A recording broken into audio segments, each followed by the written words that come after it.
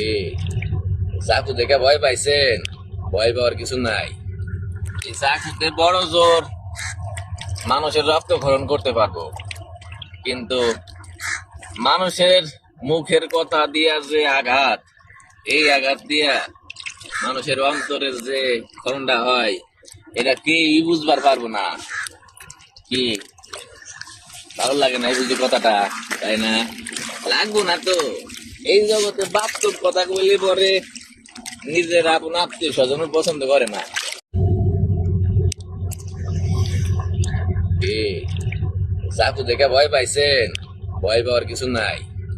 এই চাকুতে বড় জোর মানুষের রক্তক্ষরণ করতে পারবো, কিন্তু মানুষের মুখের কথা দিয়া যে আঘাত, এই আঘাত দিয়া মানুষের অন্তরের যে ক্ষরণটা হয়, এটা কেউই বুঝবার পারবো না।